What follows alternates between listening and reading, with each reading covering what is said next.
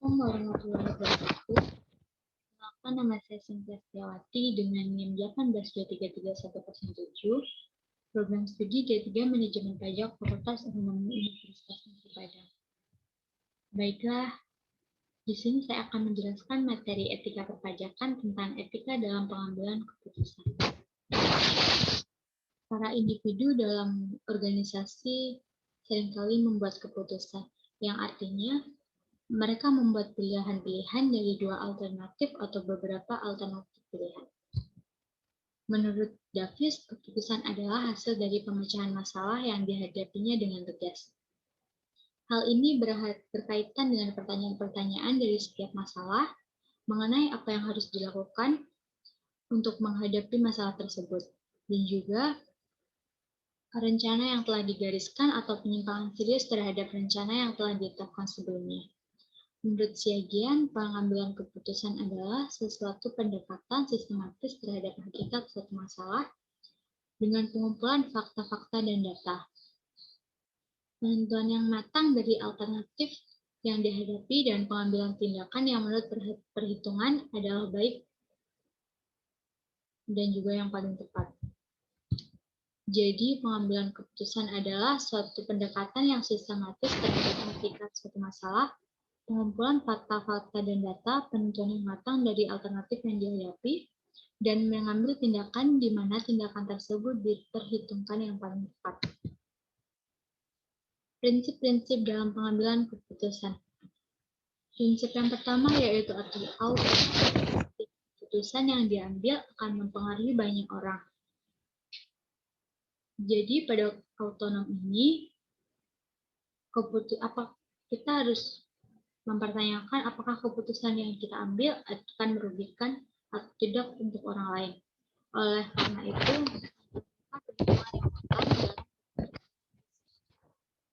misalnya, keputusan untuk merekrut pekerja dengan gaji yang murah.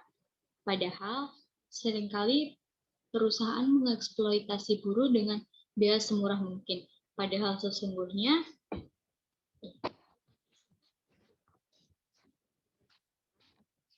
layak sesuai dengan pekerjaan yang telah dilakukan.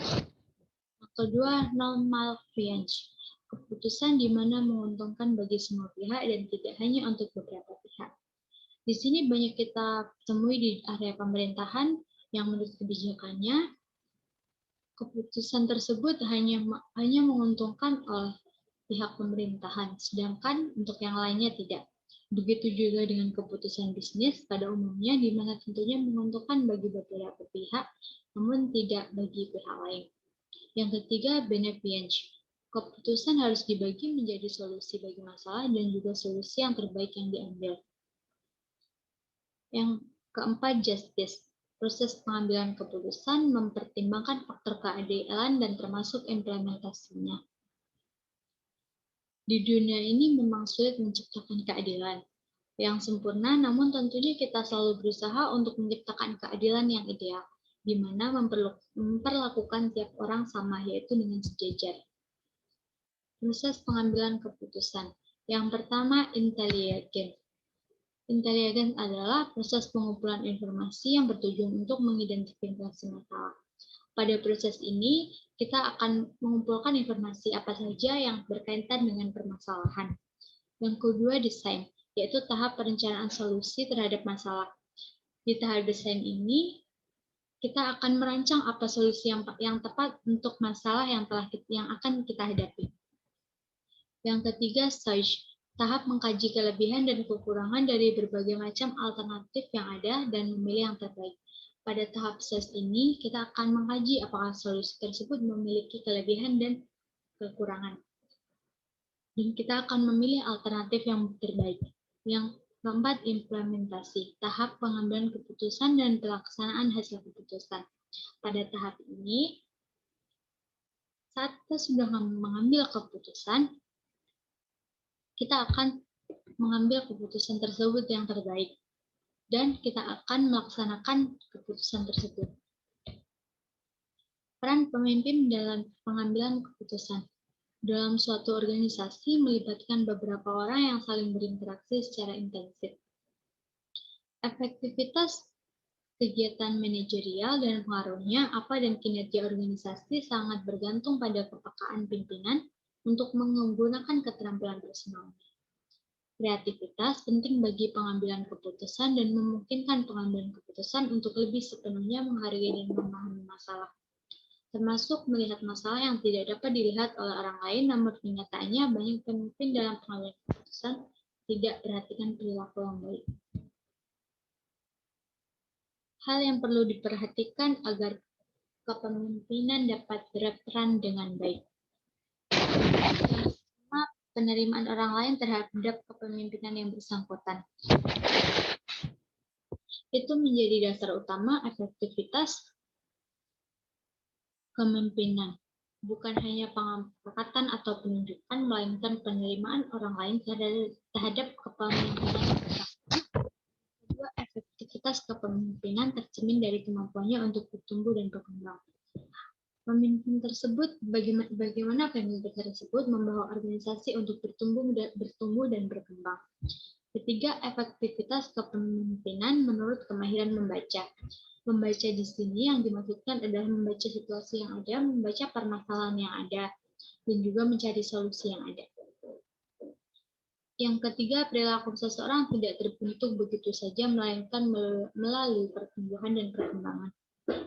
Perilaku seseorang pemimpin tersebut tidak akan terbentuk menjadi seorang pemimpin dari awal, tetapi itu melalui pertumbuhan dan perkembangan dalam organisasi. Yang keempat, anggota mau menyesuaikan cara berpikir dan bertindaknya untuk mencapai tujuan organisasi.